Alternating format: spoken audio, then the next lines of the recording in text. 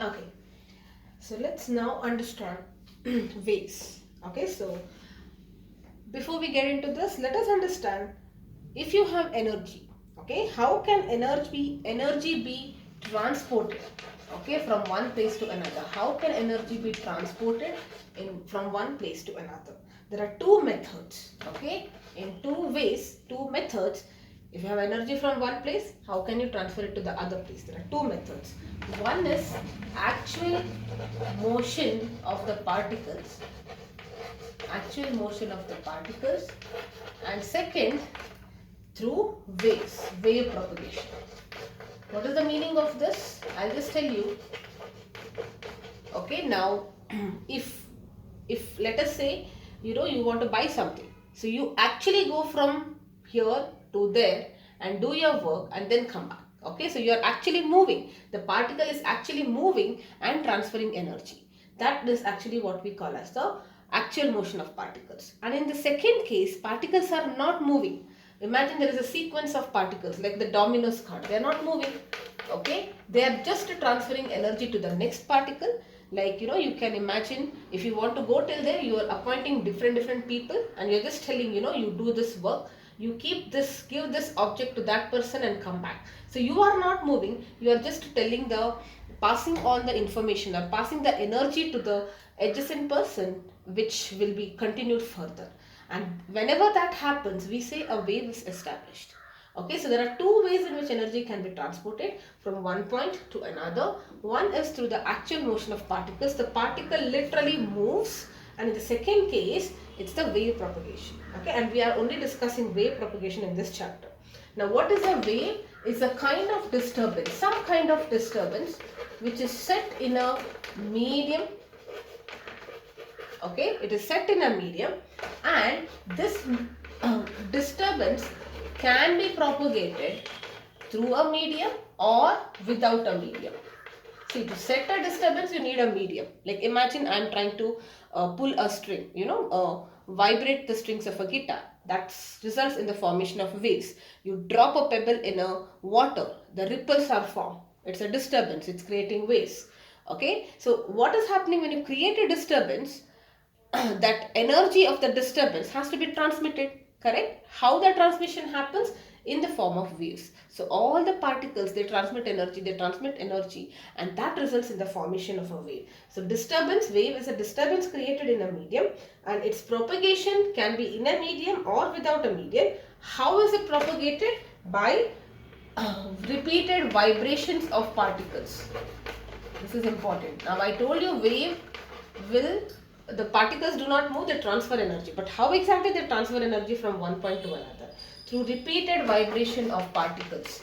The particles are repeatedly vibrating, okay, about their mean position.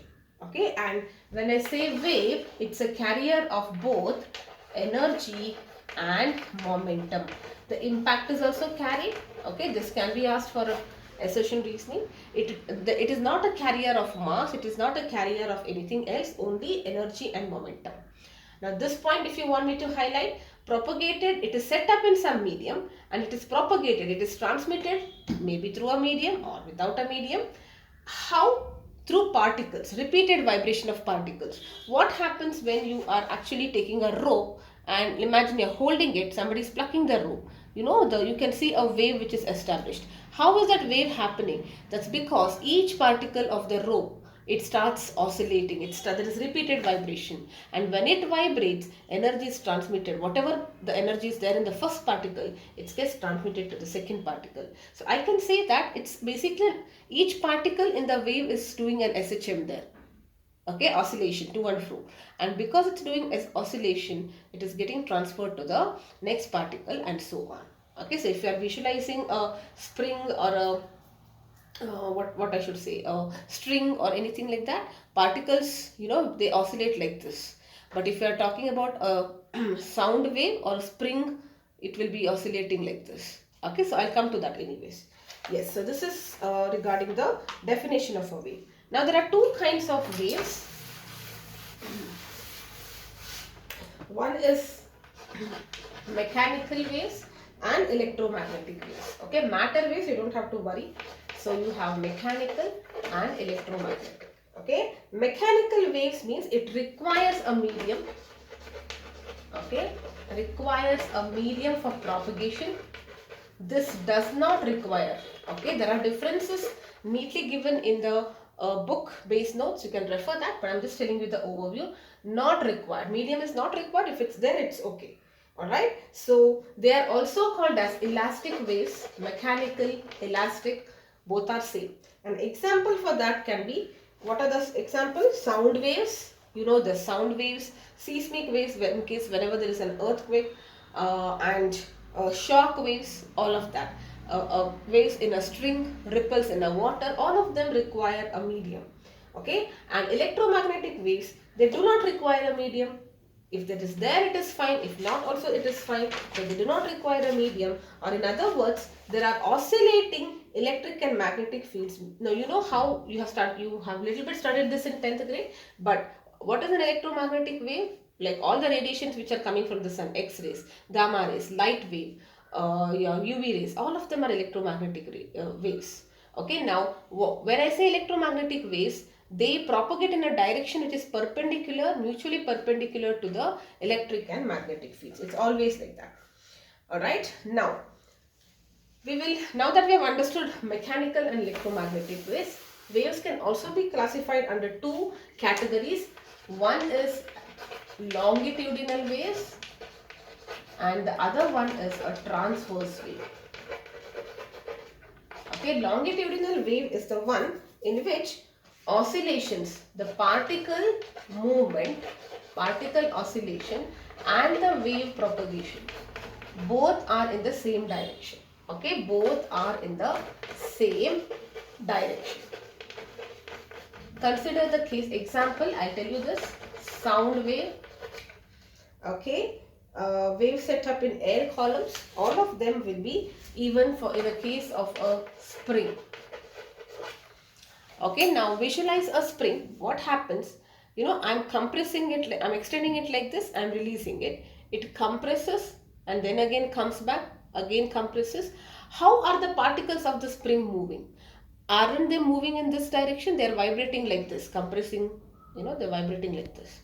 And how is the energy getting transmitted? It is also transmitted like this. So particle is also moving in this direction. Wave is also getting moving in this direction. So that is why we can say it to be a longitudinal wave. Sound wave. What happens when I'm speaking? There is, you can consider many layers of air. My sound is getting it is incident on the first air layer. The air particles then transfer it. They are moving like this. They are transferring it to the next air particle and coming back.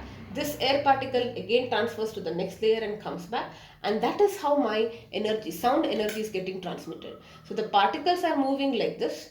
The wave is also propagated this direction. So both of these are example for longitudinal waves. When I say transverse waves, particle oscillation is perpendicular to the wave propagation. Okay, let us take an example in the case of a string. Okay, now what is happening in case of a string? Let us say the string was like this. I plugged it here. Okay, now a wave is created. You know, the string starts vibrating. The wave is moving in this direction. Energy is getting transferred, or wave is propagating in this direction. But how are the particles moving? They are moving up and down. You know, you can feel that. Okay, the particles are moving up and down, but the wave is propagating in this direction. So such kind of waves where the particle oscillations are perpendicular to the propagation of the wave are called as transverse wave. And transverse wave will always have crust and trough. You know, this region is what we call as crust, maximum amplitude, and crust. Okay, so these are called as crust and this is what we call as trough. For longitudinal waves, we have something called as compression and rarefaction. Okay, now what happens? Because air, like in the case of sound air, let us see, this is a rarefaction. In the spring also you can very well visualize that. Wherever it's getting expanded, that is a rarefaction. This region is a compression. This region is a rarefaction. Alright. So for a longitudinal wave, we do not say crust and trough. Wherever the particles are closer, we call it as compression. Particles are far away, rarefaction. Okay, so it results in the difference in densities there. Here, whenever the particle is going to the maximum position, that is called as a crust. Maximum position in the negative direction. Okay, when it oscillates here, it is crust. When it goes down, it is what we call as a trough. Alright, and then you have something called as a progressive wave. Alright, so what is a progressive wave? The name suggests progressive wave is the wave which is moving. It is progressive. The disturbance is getting carried and energy is getting transmitted. Okay, because of the disturbance, energy is getting transmitted. So we say the wave is moving. So a continuously propagating wave is what we call as a progressive wave. Now, like I said, in general, waves will be, it is not necessary that it should be a sine function only. Okay, in general, a wave will be a function of x and t. Okay, I told you this. So I can write in general it is a function of x and t, or it should be something x plus or minus something in time. It can be any function. I can have e power x here into 5x plus 60 or something like that. I can have a log function. Anything is fine. I cannot have squares here, but whole squares, whole cubes are fine. Okay, so in general, now this part is not there, but I'm just telling you, in general, wave is represented as a function of x and time. Time represents how much, it indicates that the wave is in propagation, and x tells you the position of the particles, different particles at that particular time interval. The y component gives you the exact displacement of that particle in the given time. Okay, you will understand when I'm explaining. Now, but here we are not going to discuss all of that. Alright, we are only discussing, I told you waves which are moving or progressing are called as progressive waves. If the wave is progressing because of an SHM, then it results in the formation of a sinusoidal wave. Okay, so we have studied SHM. Because of an SHM, imagine I am vibrating some particle. Okay, it is resulting in a, like in the case of a string. Because of SHM, if it creates a wave, then it becomes a sinusoidal wave or cosine wave. Alright, and like for example, you can talk tuning fork or the pendulum. Pendulum, we only talk about one particle though, but anyways, string, springs, and all of them are SHMs. You know that, periodic and harmonic, periodic and oscillatory, and having one sine or one cos function. So if you have particle which is creating SHM, the wave which is set up in that case, if there is a disturbance, the wave which is set up is what we call as a sinusoidal wave. It becomes a sinusoidal wave rather. Alright, and I told you it can be represented as a both function and time. Now if you freeze time, let us talk about sinusoidal wave now. Okay, so I told you this wave is propagating actually. So in the y-axis, here we say this is y and this is x. In case of your SHM, we said it is y and time. So at every time instant where the particle is, where it was, after 5 seconds where it is, has it reached its extreme? Extreme it is, what was that, pi by 2, the maximum extreme is pi to 3 pi by 2 and back to the original mean position, that is 2 pi. We measured the time there, angular, in terms of radians, but anyways, it is basically time and displacement. But here it is different.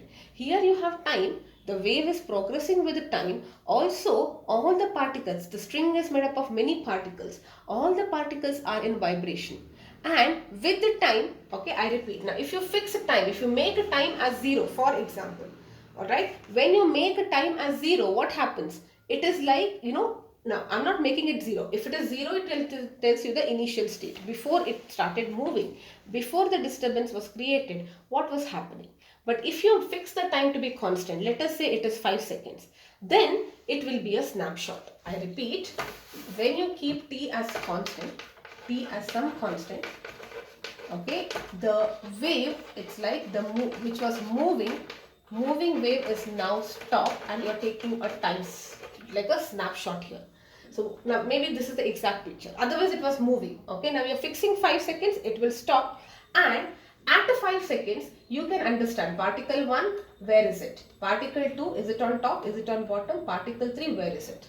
Okay, so each positions, the rope will be moving like this, correct? literally you can swing a rope like this, it will be moving like this. So different particles of the rope at the given time instant, what is the position? Okay, so at every instant it tells you the shape of the wave rather. Now what happens if you make x constant? You are making x constant, so what it will look, y is equal to, it is a function of time only then, if some constant plus time rather, correct? That means x is constant. So let us say you are fixing this part, you are only concentrating on the oscillation, isn't it? Nothing but SHM now, that is SHM. I will tell you in terms of wave also. So if you make x constant, that means you are talking about, you are focusing on one particle. I do not care about other particles. Let me focus on this particle on the string. Let us say this is my string. If I say x is equal to 5, I am focusing on this particle. 10, this particle, okay? And then I am closely watching. T is not constant, T is changing. So when T was 1, this particle came up, T is 2, it came up, T is 3, it came up, 4, maximum position, 5, 6, 7, 8, something like that, okay? So this is what it is. So I can make T constant, I can make x constant. If I make T constant, it is like a snapshot. If I make x constant, it is like nothing but SHM. I am observing the SHM of a single particle. Okay, now in general, how will the sinusoidal wave look? It is basically a sine omega t minus kx, plus or minus it can be, plus pi. Okay, now see the similarities. This part is something you had it in SHL. This is the newly added part. Okay, now where a is the amplitude, this is fine. Okay, we have already discussed, if it's more, the wave, the peaks are shooting up. Okay, phi is the phase constant, just like in SHL. It tells you when time is 0, where was that particle initially. Okay, the particle at the starting, where was it? Where was it at 0 or was it already displaced? That is what the phase constant is. Omega is again telling you about the angular frequency. What is angular frequency? It is 2 pi f or 2 pi by t. Okay, the coefficient of time is telling you the frequency. Now, if you look into each particle, how many times it is oscillating, how many times it's vibrating rather. Okay, each particle, it tells you frequency is the number of vibrations of each particle. Okay, and it will be the same throughout the wave. Like typically in a wave, all particles will have the same frequency. It's not like this particle will have one frequency. So in general, we say how many times, the number of vibrations of a particle per second, it is frequency. Per radian, it will be this. So the unit of omega will be radian per second. Okay, it's not just per second, radian per second. We know this already. What is this k telling you? This k is what is called as the angular wave number. Okay, and that is equal to 2 pi by lambda. This is 2 pi by t, this is 2 pi by lambda. You know wave number, we have done it in chemistry. Wave number, okay, is the number of waves. Wave number is the number of waves per unit length. Like if I fix 1 meter, how many waves it has? That is wave number. When I say angular, this thing, the unit will be radian per meter. Angularly or as a phase, how many waves do I have? It's like 2 pi means it's 1 wave, okay, something like that. How many waves do I have per meter? That is what we call as the angular wave number. Okay, so from from this coefficient, I can calculate the wavelength. What is wavelength? Length of one wave, right from the start to end, or distance between the two crusts or two troughs, or distance between any two particles which are in phase. Okay, so this is important. Wavelength is, there are many definitions. It is also equal to the length between two particles in phase. In phase means they are having the same displacement. Let us say there is one particle. If I say this particle, I don't call this as wavelength. Why? Because this is at the maximum position, this is not at the same position. Correct? But if I say this is particle 1 and let us say this is my particle 2, they are at the same phase. Okay, so that is also called that. We can define wavelength in that fashion as well. Alright, so these are the things. Now, I hope all this is clear. Now, a couple of things I'll tell you quickly. Okay, one is this negative sign. If I have a negative sign here, it means the wave is propagating in the right direction. Okay, negative is not left, it is opposite, it is moving this direction. If it is positive, that means the wave is propagating in the left direction. Okay, now interchanging is fine. Kx plus omega t, kx minus omega t. I can write this first, I can write this second, it doesn't matter. Minus indicates that it is proceeding to the right side, plus is for the left side. Also, the ratio of coefficient of time divided by coefficient of x variable. What is that? K, coefficient of time is omega, divided by k is giving you v, which is the wave velocity. How fast is the wave moving? That is given by this. Okay, how fast the wave moves is given by v is equal to omega, which is the coefficient of time divided by coefficient of this. Okay, wave, this is wave velocity. Particle velocity is different from wave velocity. Okay. Okay, particle velocity is like how quickly it is moving. That is something like in terms of frequency you can get. Okay, but I am talking about wave velocity here. How fast is the wave moving? Now you have studied v is equal to frequency into lambda. This is something you have studied. Let us verify this. This is 2 pi f and k. This is k is 2 pi by lambda. Okay. Now 2 pi goes. It is f lambda, and that therefore I can get this. See, I can calculate wave velocity in this way, but instead of individually finding it out, it's easier to calculate wave velocity directly from the constants. Okay, so it is omega by k will give you the wave velocity. Now what happens if this ratio is increased? Let us say it is becoming 2. That means it's going faster. Okay, the wave is going faster and faster. You can actually check it in Desmos. Amplitude I told you, omega if it increases also the wave will go faster. You can see it. Why? Because the particles are moving faster. If the particles are moving faster, the wave is also going faster. Okay, so visually if I increase this, you can see that the wave is also going faster because it is increasing the particle velocity. And when the particle velocity is more, imagine you're dropping a stone very slowly and you're dropping it like this. Okay, when you drop it with force, the particles are moving faster. The ripples are formed very fast. Okay, quick motion is there. And k is the angular number. So if you increase k, what happens? The length affects. Alright, the wavelength affects. So you can also test it in Cosmos. It becomes smaller or bigger here. Now don't get confused. In my oscillation I told when omega changes you can see that it is compressing. That's because it was time function there. Okay, so in case of SHM, whenever we changed it to omega, it was getting compressed and expanded. Correct? That is because it was time function there. Here if you change omega, I don't have time function here. So the particle, if you see, it starts moving faster. But visually what you see is this wave is moving faster because particle velocity affects wave velocity. Correct? And k here is now telling you about compression and refraction. Compression and expansion. Okay, if you change k, it gets compressed or expanded. Okay, that is what happens. So k is the angular wave number. Alright, yes.